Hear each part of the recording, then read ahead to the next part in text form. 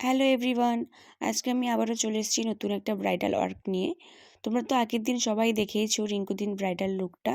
তো আজকে আমি যাচ্ছি রিঙ্কুদির রিসেপশনের লুক করতে।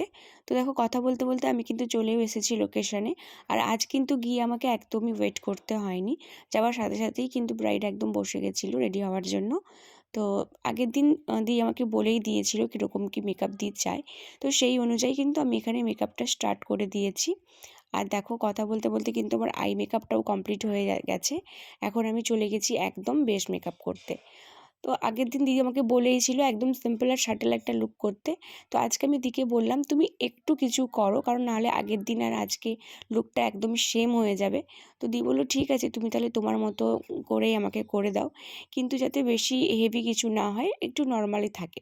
আমি দিকে বললাম ঠিক আছে, তুমি একদম চিন্তা করো না, আমি তোমাকে তোমার মনের মতো করেই সাজিয়ে দেব, যেমনটা তুমি চাইছো। তো দি আমার উপর ভরসা করে কিন্তু একদম বসে গেছে সাজতে। আর এখানে দেখো, আমার মেকআপটা কিন্তু কমপ্লিট হয়ে গেছে। এখন আমি করছি কলকা। কলকাও দি একদম করতে চাইছিল না, কারণ দির কলকা একদম পছন্দ না। কিন্তু আমি বললাম তুমি একটু হালকা কলকা করো, ছোটো করে একটা কলকা করো, নাহলে কে ব্রাইড বোঝা যাবে না।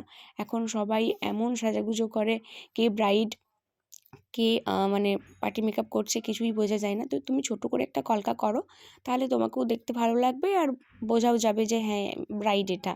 তো যাই হোক, এখানে কলকা হয়ে গেছে। আর এখন আমি করছি হেয়ার স্টাইল। আজকে একটু অ্যাডভান্সের উপর হেয়ার স্টাইলটা আমি রেখেছিলাম।